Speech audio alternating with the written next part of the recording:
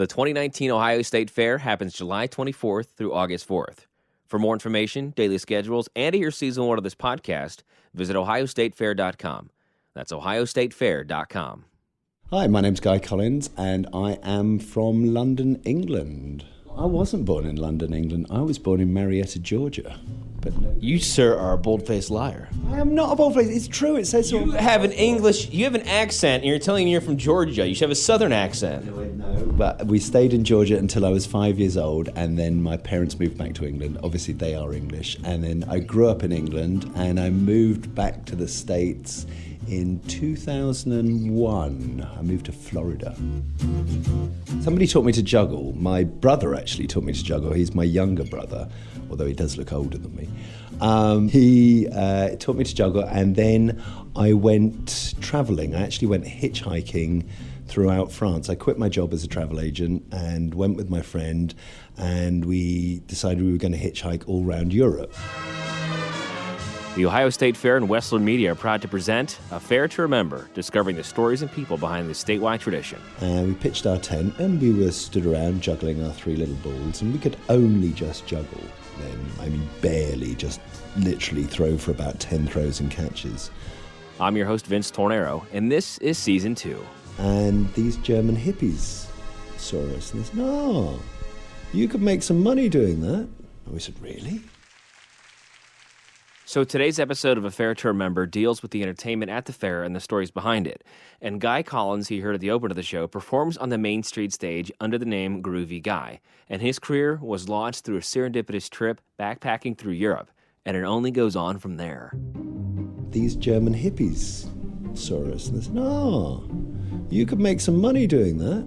And we said, "Really?" I said, "Yeah, come with us." And so they took us to the Paris Metro, the Underground, and one of them was a very good guitarist, and one of them played trumpet, and the other, Jürgen, I think he was called Jürgen, was a very strange one. He was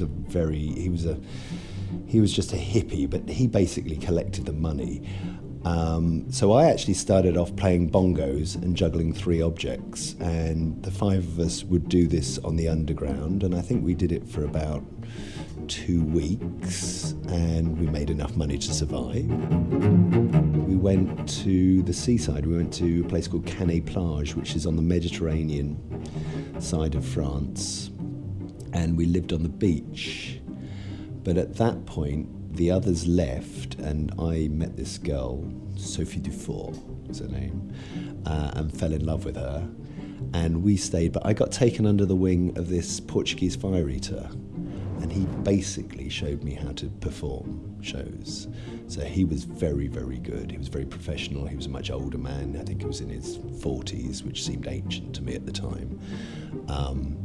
And he showed me how to perform for a good crowd, how to gather a crowd, how to present myself, and I got better very, very quickly because of him. When we were with Frank there was a place called San Ciprian, which was a very exclusive little resort, and it was just me, him, and Sophie. And before I had, I'd been juggling, sort of just juggling, and people would throw money in. But when he taught me to actually perform a show, we went from eating sort of tin food from supermarkets to eating steak and chips at night with wine. And that was a real huge success. That was initially a huge success for me. When was that? That was in 1987. Do you know if he's even still around? I've no idea if he's still around. He disappeared. Sophie and I went off to pick grapes and live in a chicken shed together for a couple of months. And he disappeared. He went his own way somewhere else. So I have no idea where he went. Probably back to Portugal or somewhere. But yeah, he was a lovely man. Well, it was lovely. I think, people were a lot freer then to do more what they said. The whole hitchhiking thing, I don't think people would do it anymore as much. But you were very safe. I mean, things were different back then. People were a lot freer to do things and a lot more relaxed in some ways. So that was nice. I mean, I think it is unusual, the life that I've lived, but I don't think it's particularly wild. I mean, lots of people have it. I was inspired by a book, The Hitchhiker's Guide to Europe, and it was just a fascinating way to go. And because you could live really, really cheaply. You did little odd jobs and stuff. We did the juggling and travelled around and stuff like that. So it was good. But the relationship with Sophie didn't last that long. No, she used to write to me on silver notepaper for about 3 years afterwards, and I used to get really excited when the letters would come. But I've no idea what happened to her now.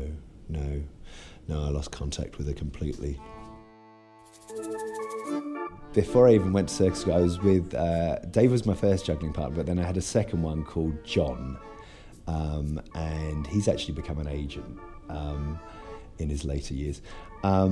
But we used to do a lot of fire juggling, and what we used to do, because we worked on the street, we used to have a towel that we would shake the fuel from our fire torches on, and we used to just throw that into the trunk and then do the fire juggling and blow the fire torches out. And then we put the things in there, put the fire torches in the trunk and close and carry on with the show.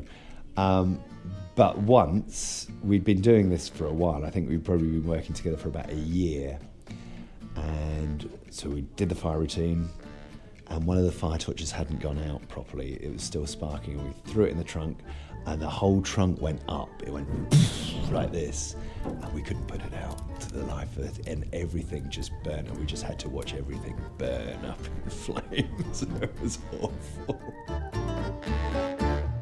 So you professionally started, you got professional schooling. I got professional schooling in 1990, but I did my first professional gig in 1988 as a jester in England, and I had to wear tights, and I was a 20-year-old man, and I really didn't want to wear the tights at all.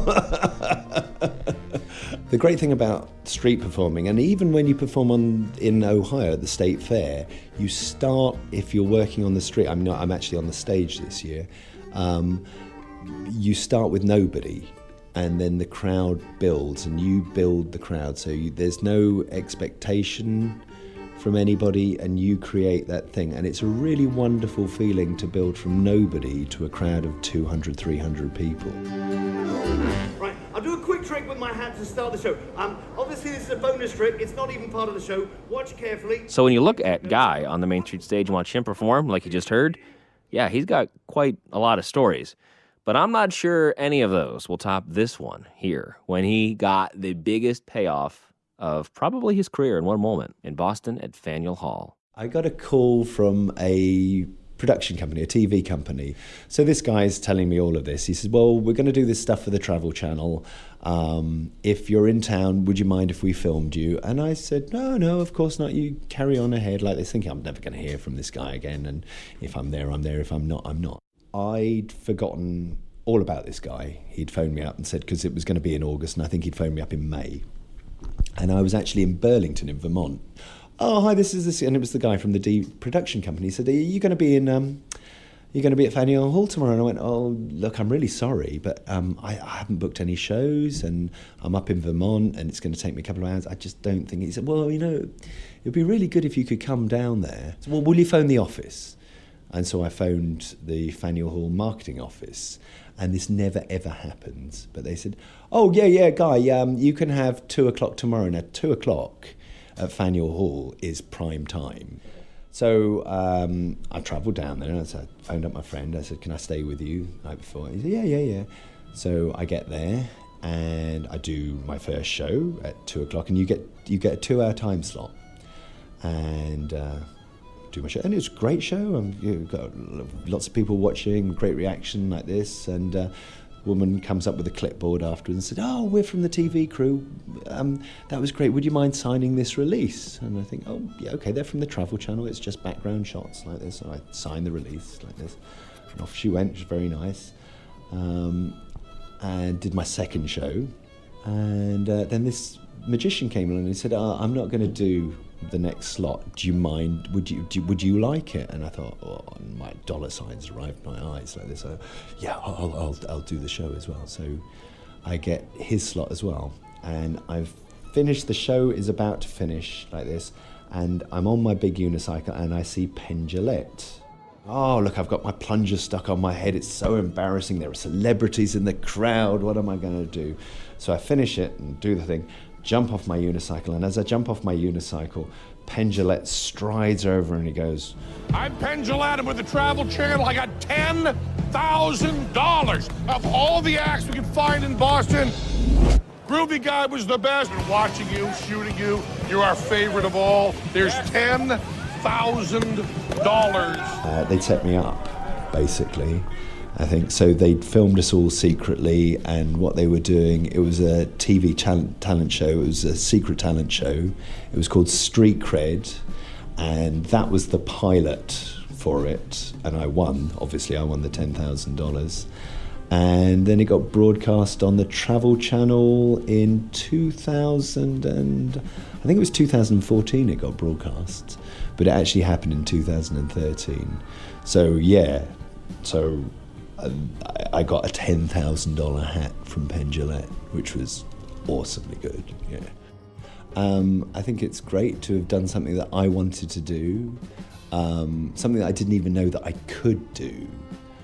When I left school, I mean, because it was never an option, and so I found it, and I think that's wonderful that you can do what you want to do and make a living from it, and a good living from it as well, and always to enjoy it. And I think if you stop enjoying it, that's when you need to stop.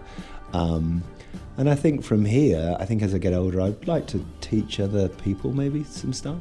I quite enjoy teaching now. I didn't as a younger person, but as you get older, you think, yeah, maybe I'll pass some skills on. But I don't want to stop performing yet. I see no reason to stop performing yet. I think I can carry on. So yeah, and I think the show's getting better, or at least I hope the show's getting better.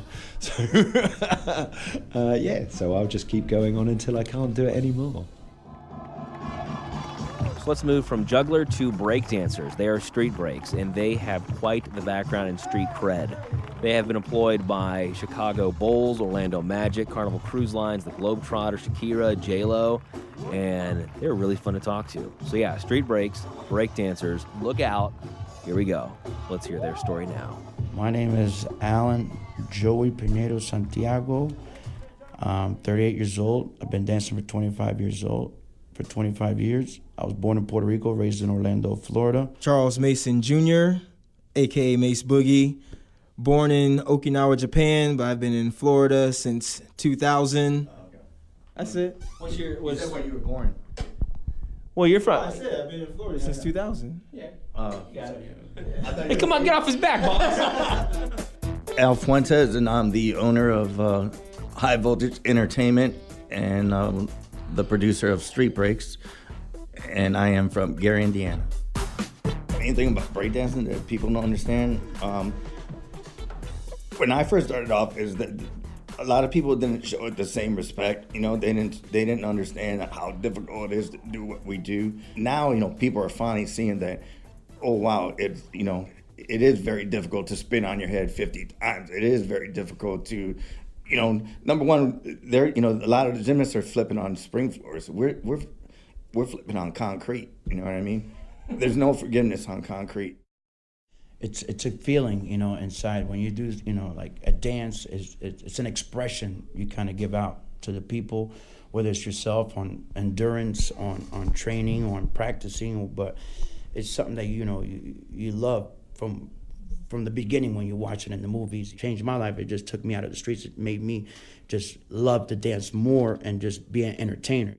You know, a lot of people think that we're just throwing ourselves all over with no type of creativity, and that couldn't be further from the truth. Like, certain songs will bring out certain movements out of you. So you might hear one song and that might influence you to want to do all the crazy high-flying stuff. And then you might hear another song and that will make you get more into grooving, feeling the music, and then showing the main way to show who you are is by your dancing. It's not just the big spectacular moves, which, you know, in entertainment, we give them the big spectacular moves because that's what they want to see. Behind all your talents, your dancing, your tumbling, your power moves, and you make it your own. And you make they go, oh, that's that's his style. That's how he does it. And the way if you put it all together and you do it really well, then they're like, oh, he's, that's what makes you the best. For you, what was a moment or a time that your career choice was solidified? That was that check and say, "Hey, I'm making money." That's for everybody, but that's true. Yeah. Well, I'm saying, like, okay, we made it, Mom. The first moment I stepped onto a cruise ship, like I'd never been on any type of boat or ship before that, and so me being, like I said, this kid from Navarre, Florida. I was born in Okinawa, Japan, but through the Air Force. But I started dancing when I moved to Florida in 2002, and like I said, small town, no like hip hop dancing or anything like that. But I was able to get out of there. So the first moment I stepped onto this large cruise ship, I'm just like, so this is my home for the next 3 months. Like, what in the heck is going on right now? When I was able to bring my parents on to cruise, my parents, their wedding anniversary is Christmas Eve. So the first moment I was able to bring them onto a cruise, and because they had never seen me, like, really, they saw the video of me when I won the talent show, but they had never seen me perform in person until I brought them on to the cruise. And so to see their reaction to me being up on stage and like fireworks going off and me doing all of my crazy moves, like they're in the audience like eyes like wide open. Drive and teamwork totally come in threads in these men's journeys to the big time. Starting with Al, what he got was probably the biggest break of his life. 0. You truly had 0.00, like nothing. No money, no. I lived with my parents at that point. I was just, I was... You were probably trying to find yourself. I was trying to find myself. I came out of high school.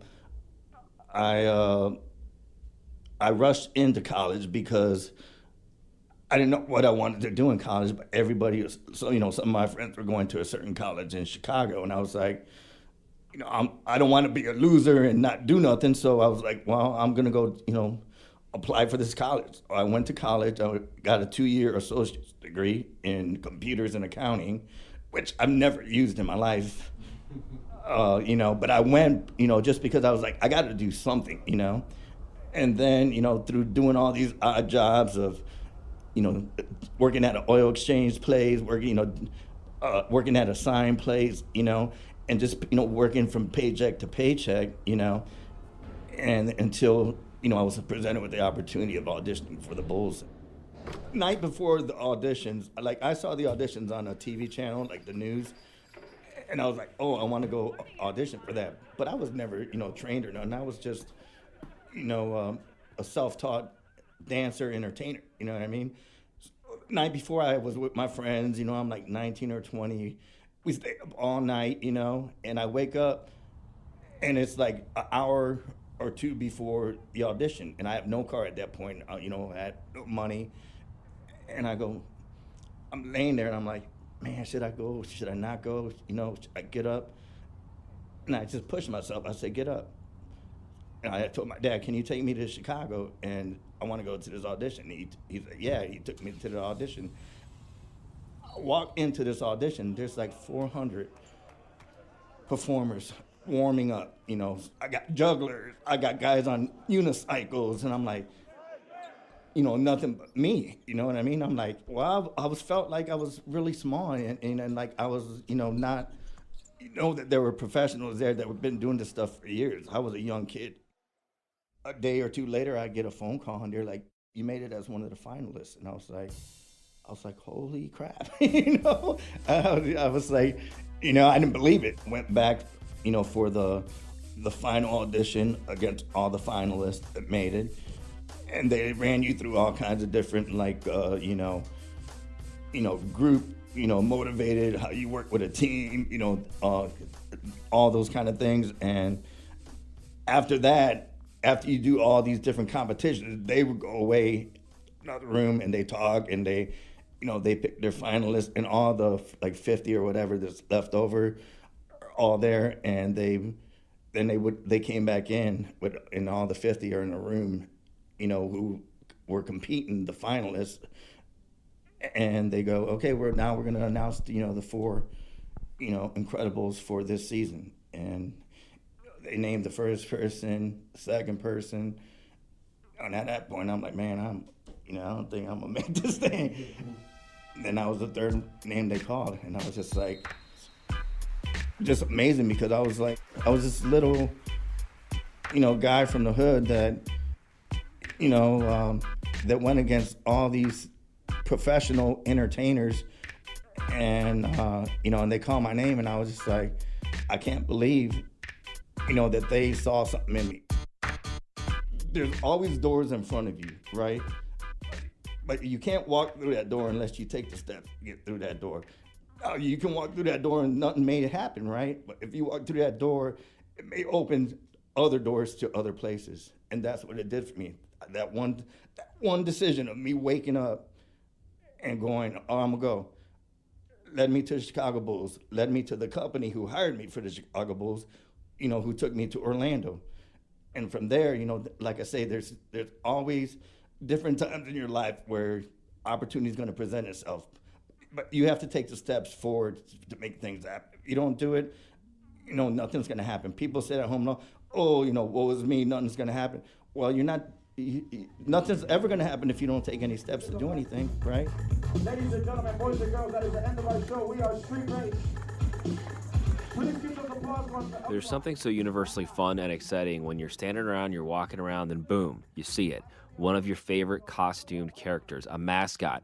Whether you're at a Clippers game and you see Lucille, or you're at the fair and you see Butters decal. It is so fun to have that experience with your favorite character. And when you take those pictures, do you ever think, what's the story behind this and how did this all get started?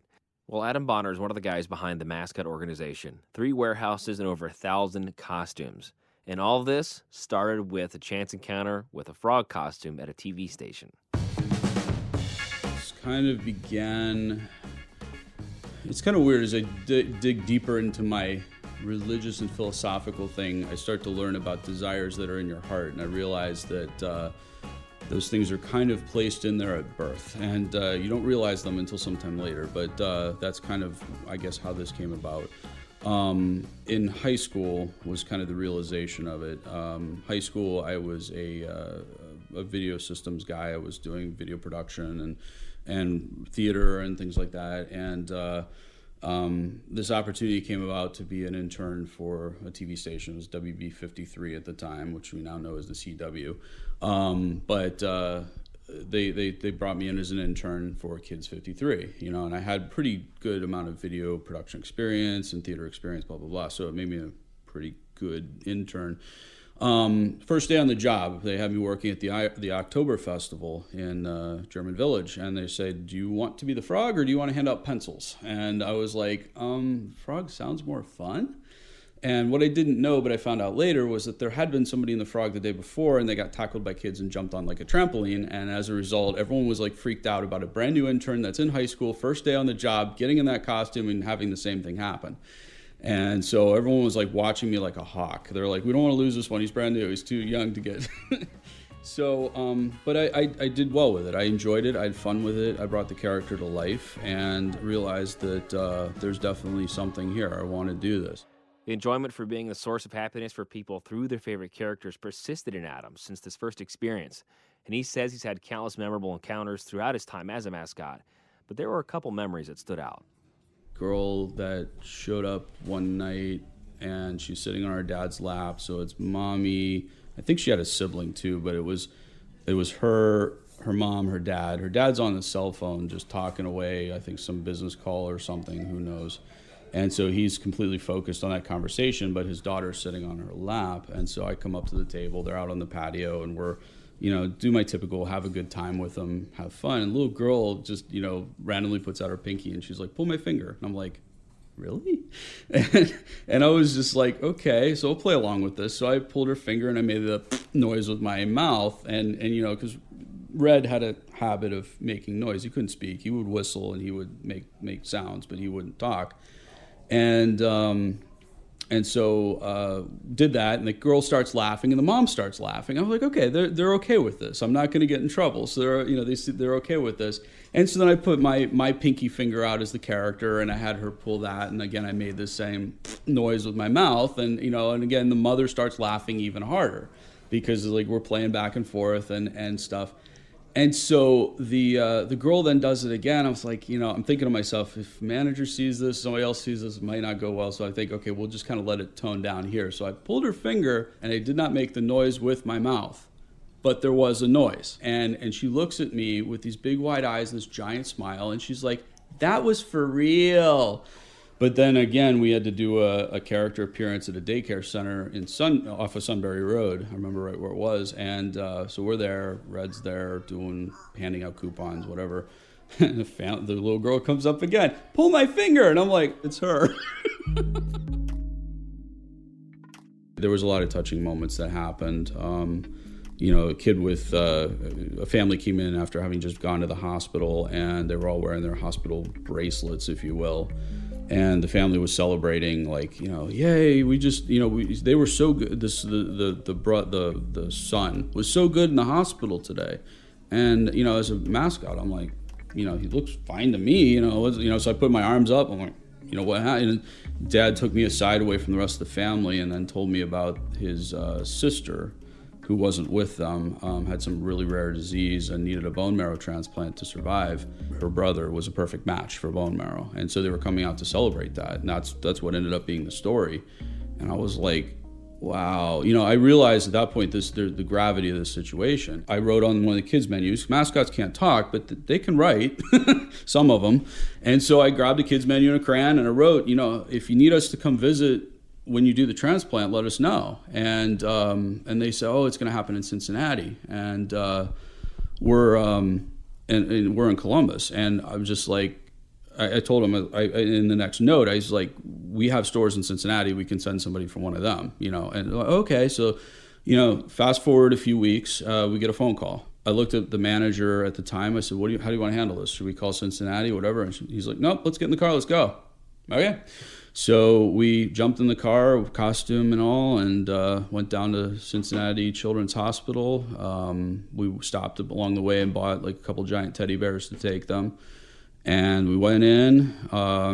We walked in the room and as the character and with the guide and everything, and the two of them just lit up like Christmas trees. One came running from the bed, everything attached, giant hug. To the character, just like nothing had ever happened, like they'd just been through surgery, but it was not irrelevant to them. The other one, who was suffering from this disease, got up, smiled, obviously very run down from the illness, but was still excited to see us and gave us a hug. So then we fast forward a few years later. I'm having a bad night, I'm working there, and all of a sudden this family comes in and sits down and they're eating, and I'm playing with them like I normally did. And the father says, I don't know if you remember us or not, but one of you guys came and visited us in the hospital in Cincinnati. And I looked at the two kids, and I was like, this is the family, this is them. And I again did the same shoulder shrug to the dad, which seemed to work the first time. And then he took me aside again and he said, perfectly fine. There's no indication of the illness. The bone marrow transplant was a success. The kid's perfectly normal. Everything's good again. And it was just like, you get to share that moment with that family and be a part of that and realize that there was some positive energy put into a very bad situation, that there was a glimmer of light in such a darkness. And you realize that's what our places in this world, to be characters, to be that light, to be that entertainment, to be that happiness, to be that joy.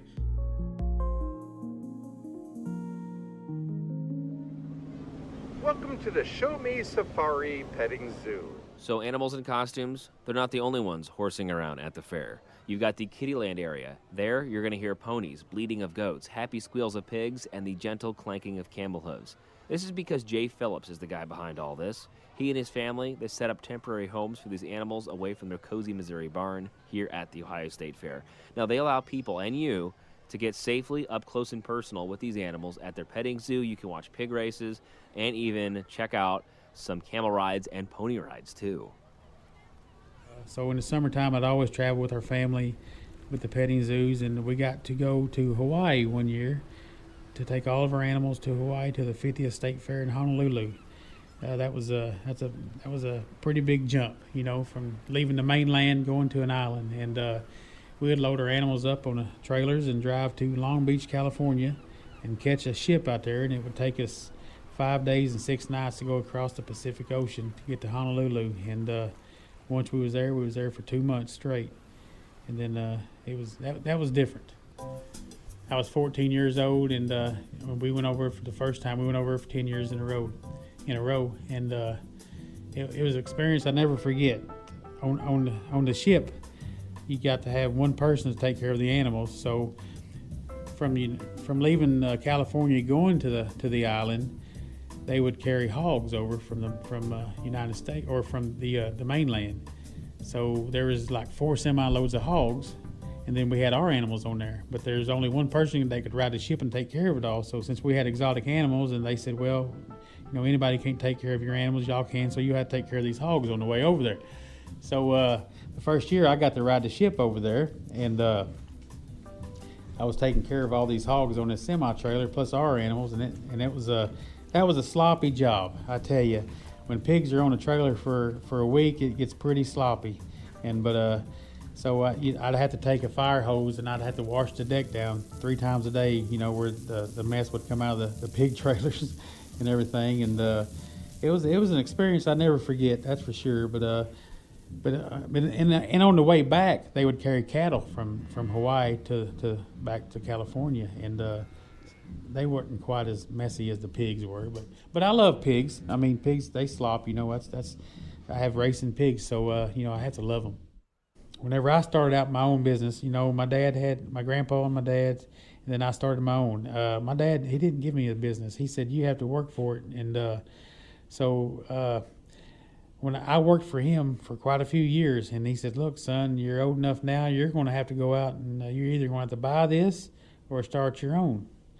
And I said, well, I'll buy a part of your business here. He said, well, he'd give me amount of dollars he wanted, and I had to go to the bank, and been blessed and had a lot of good fairs we do, and been doing them for years. And that was one of the, I guess I'm never over that hump. You're always going to have bills you have to pay and take care of, but it's been a little easier now that older I get. Now, if you're doing a lot of traveling, you're bound to meet a lot of people. And Jay says that one of the best parts about doing all this traveling is the people you meet along the way. The old friends, the new friends, and some new faces you see from place to place. Celebrities, yeah, he's met them too. And you may have heard one of the big names that he's also met. You just never know who you meet. We was at a fair, not talking about LeBron James, but a country singer, Luke Bryan.